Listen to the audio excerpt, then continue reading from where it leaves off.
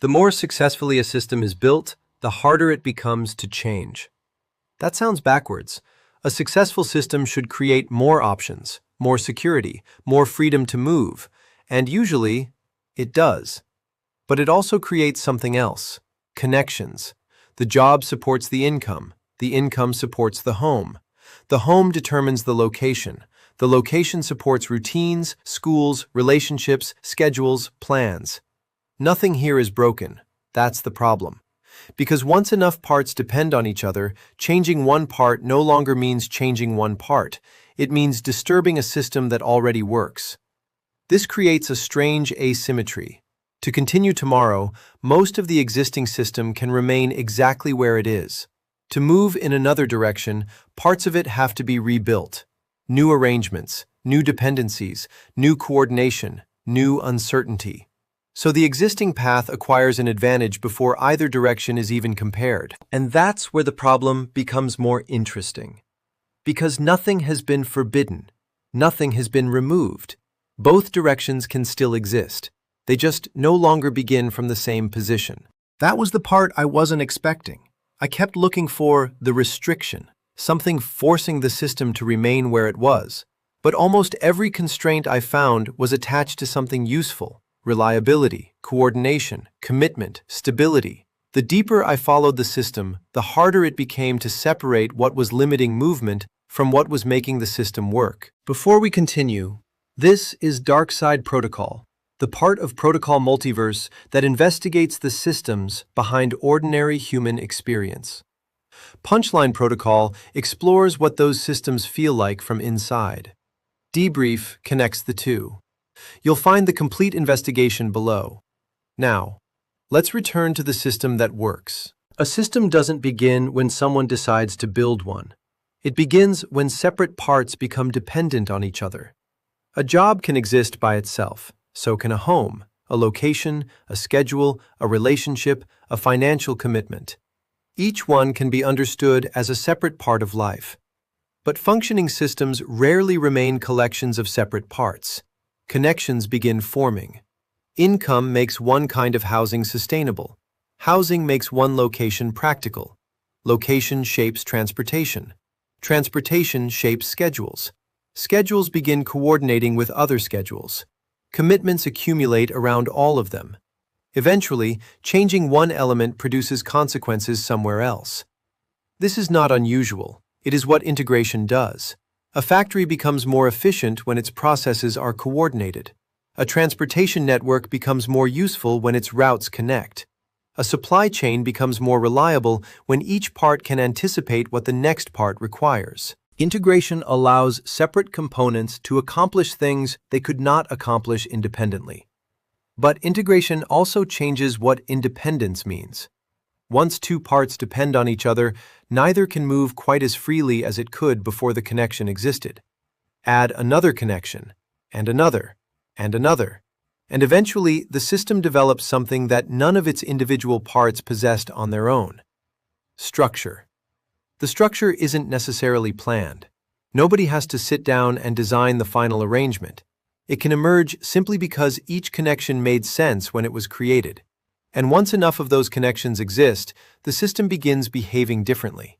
An individual component can no longer be evaluated only by what it does.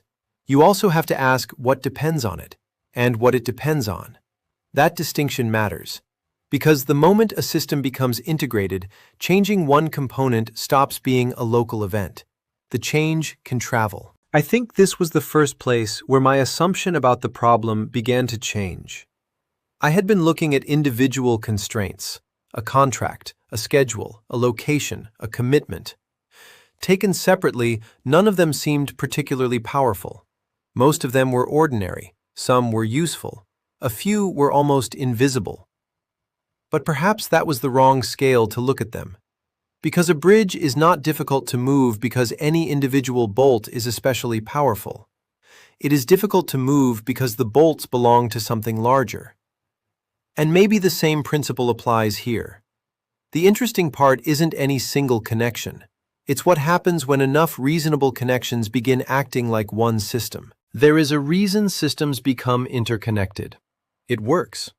A disconnected system has flexibility, but it also has to solve the same problems again and again. Every component needs its own resources, its own information, its own protection against uncertainty. Connection changes that. When one part can rely on another, duplication becomes unnecessary. Resources can be shared, decisions can be coordinated, expectations become clearer. The system becomes faster, more reliable, and easier to maintain. This is why almost every system that survives long enough develops dependencies. Companies build specialized departments instead of asking every employee to do everything. Cities build shared infrastructure instead of giving every building its own roads, power network, and water supply. Supply chains divide production across organizations because specialization can accomplish more than isolation. Dependence is not a defect in these systems. It is one of the reasons they work. But efficiency creates an exchange. The more a component relies on the system around it, the less useful it becomes to ask what that component could do completely on its own. A railway station without the railway is just a building. A port without the roads, warehouses, and distribution networks behind it loses much of what makes it valuable. The value exists partly inside the thing itself, and partly inside everything connected to it. That means the connections are doing two jobs at once. They increase what the system can accomplish, and they increase what must remain coordinated for the system to keep accomplishing it. This is the trade-off. Integration creates capability by reducing independence. And while the system continues in roughly the same direction, that trade can be almost invisible. Nothing needs to be renegotiated. The dependencies are already aligned. The schedules already match. The infrastructure is already there. Connection is cheap when the system is continuing. Its price becomes visible when the system has to move. This was where the word constraint started feeling incomplete, because the same connection could look completely different depending on what the system was trying to do. While everything continued normally, it looked like support, reliable, efficient, useful. Only when I imagined changing the configuration did the same connection begin looking like a limitation. And that creates a difficult distinction. Maybe support and constraint aren't always opposites. Sometimes they're the same connection, seen from two different directions. Changing direction has a visible cost. And then it has another one. The visible cost belongs to the thing being changed. Replace a machine, and there is a price for the new machine. Move an operation, and there is a price for the move. Replace a supplier, and there is a price for the new agreement. Those costs are relatively easy to see. The more interesting costs appear somewhere else. A new machine may require different tools, different training, different maintenance, and a different production sequence. Moving an operation may change transportation, staffing, delivery times, and access to infrastructure. A new supplier may change inventory levels, quality controls, payment terms, and every process built around the previous one. The original change was local, its consequences were not. Systems theory has many ways of describing this problem. Economics often calls part of it a switching cost, but the principle is simpler than the terminology. The cost of changing something is rarely contained inside the thing being changed. It travels through dependencies, and the more integrated the system becomes, the farther that cost can travel. This creates an important asymmetry. Keeping an existing component does not require rebuilding all of the relationships already organized around it. Replacing it might. The old component, therefore, possesses an advantage that has nothing to do with being better. Other things already know how to work with it. Procedures already assume it. Infrastructure already supports it. Expectations have already formed around it. The system has accumulated compatibility, and compatibility has value. This is why mature systems can continue using arrangements that no one would necessarily choose if the entire system were being designed again from zero. Changing the arrangement means changing some of what grew around it. The deeper the integration, the less meaningful it becomes to ask only, is there a better option? The system has another question. What else would have to change with it? I kept thinking about that difference. Better and compatible. They sound as if they should point in the same direction, but a system doesn't compare alternatives in empty space. It compares them from somewhere, from infrastructure that already exists, from relationships already established, from assumptions already embedded in everything around them. And once I saw that, the existing configuration started looking different. It didn't need to defeat every alternative. It only needed every alternative to arrive carrying the cost of everything that would have to move with it. Once a system has accumulated enough compatibility, something interesting happens.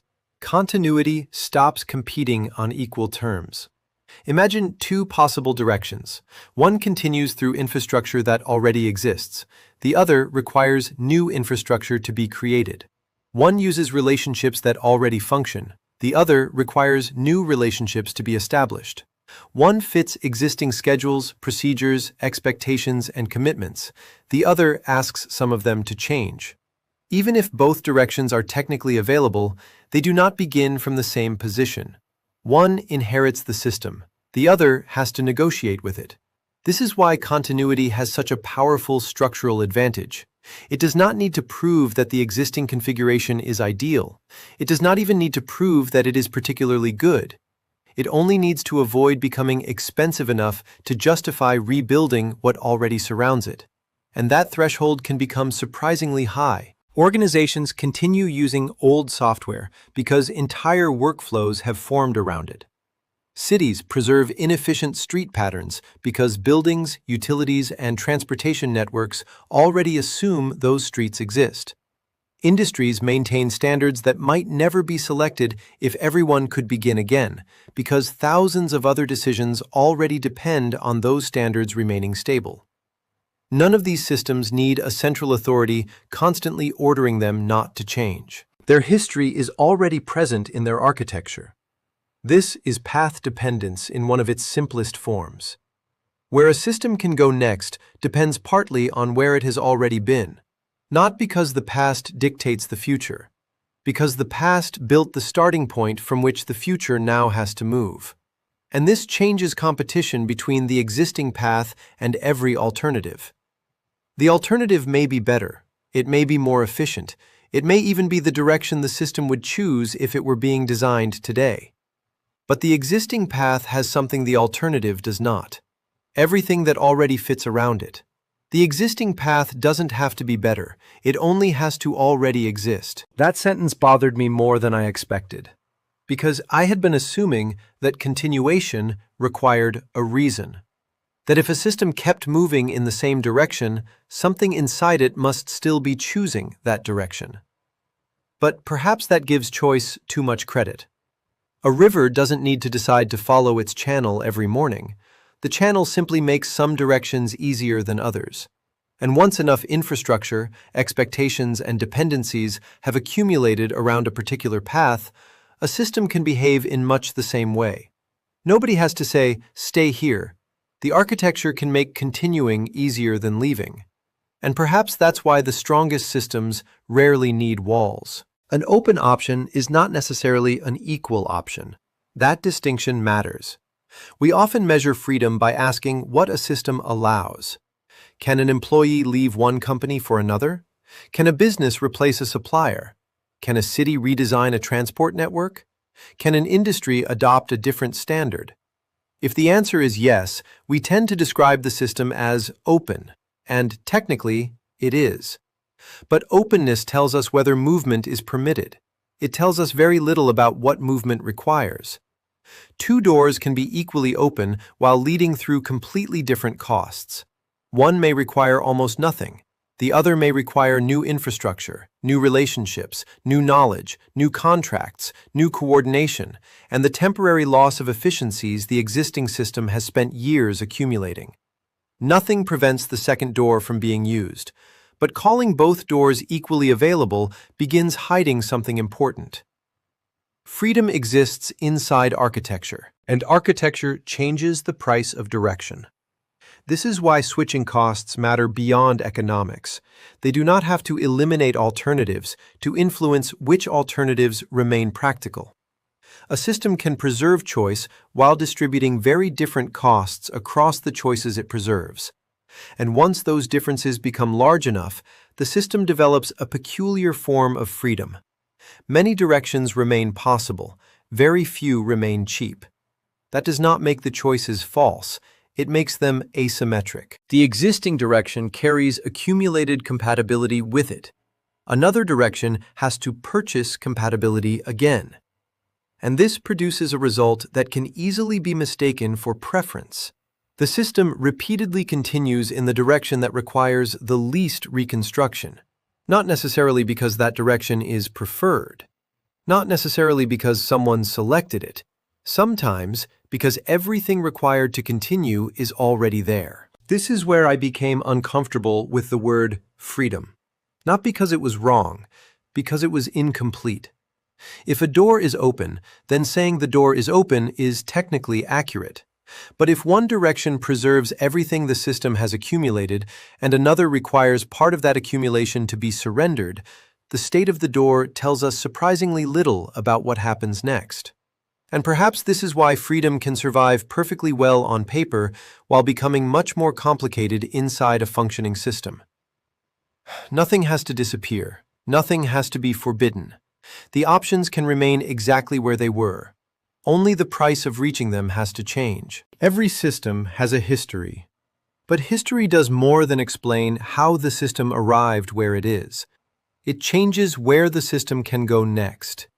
Every major decision leaves something behind: infrastructure, procedures, knowledge, relationships, expectations, investments, standards, dependencies. The decision may be over, its architecture remains. Then another decision is made from inside that architecture, and it leaves something behind too. Over time, the system does not simply accumulate decisions. It accumulates consequences that become the starting conditions for the decisions that follow. This is why two systems facing the same opportunity can respond completely differently. They may see the same alternative. They may have access to the same technology. They may even agree about which direction would be better, but they are not moving from the same starting point. One may already possess the infrastructure required to change. The other may have decades of compatibility accumulated around something else. The future opportunity is identical. The cost of reaching it is not. This is path dependence. The past does not need to control the future. It only needs to alter the landscape through which the future can be reached. And once that happens, every decision begins doing two things at once. It chooses something now, and it quietly changes the starting position of whatever comes next. That second effect is easy to miss. A decision can solve today's problem perfectly while making one future direction easier and another more expensive.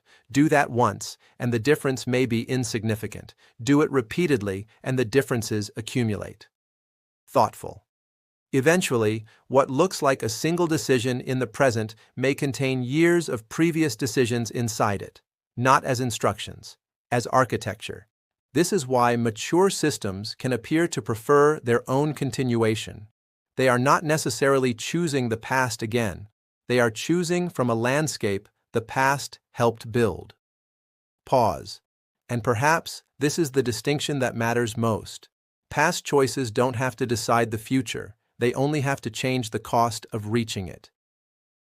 I think this is where the investigation finally stopped looking like a story about restriction, because restriction suggests that something stands in front of the system, a barrier, a rule, a force saying no.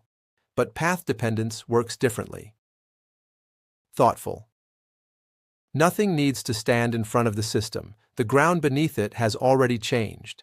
Some directions have roads, others require roads to be built, and the system does not need to believe that one future is better than another to keep following the one it already knows how to reach. Curious. That leaves us with a much stranger problem, because if every successful decision helps construct the starting point of the next one, then stability has been accumulating a cost we almost never see while we're building it. Not the cost of having stability, the cost of asking it to move. We began with something that sounded backwards. The more successfully a system is built, the harder it becomes to change. Thoughtful. But perhaps there is nothing backwards about it. A successful system does not remain a collection of independent parts. It connects them, it coordinates them. It allows one part to rely on another, then builds infrastructure, expectations, and commitments around those relationships. That is how reliability is created. That is how continuity becomes possible. And that is also how movement acquires a cost, not because the system failed. Pause. Because the system accumulated something worth preserving. Every connection that makes continuation easier can make reconfiguration more expensive. Every dependency that increases reliability can become something that has to be renegotiated when direction changes. Every decision that solves a problem today can quietly alter the starting position of the decision that comes tomorrow. None of this requires a trap. It doesn't require someone to remove the alternatives. It doesn't even require the existing direction to be the best one. The system only needs enough of itself to already work. Then, continuity inherits what has already been built, while every alternative has to negotiate with it. And perhaps that is the part we misunderstand. We tend to imagine stability as the absence of movement, but stability is not empty. It contains infrastructure, relationships, coordination, knowledge, commitments, history. Stability has weight, and asking a stable system to move means asking some of that weight to move with it. Perhaps the strange part isn't that stable systems become harder to change. Perhaps the strange part is that we expected stability to have no weight. I started this investigation looking for the thing that makes another direction difficult. I expected to find a restriction somewhere inside the system. Instead, I kept finding things the system had good reasons to preserve. That changes the question. Because if the constraint and the value can exist inside the same connection, then removing the constraint may also mean removing some of what the connection was protecting. There is no clean villain in that. No single mechanism to switch off. No wall that explains everything. Only a trade. We build systems so that tomorrow does not have to begin from zero. And in return, tomorrow does not begin from zero. It begins from everything we already built. If this investigation changed the way you see stability, this is only one layer of a larger system. Punchline Protocol explores what these structures feel like from inside a human life. Darkside Protocol follows the systems that make those experiences possible. Debrief Protocol connects both perspectives and looks for the larger pattern between them. If you'd like to continue the investigation, you'll find the other chapters in the description below. Every path you build makes the next step easier, and another direction more expensive. The ideas are human, the narration is digital, the interpretation is yours.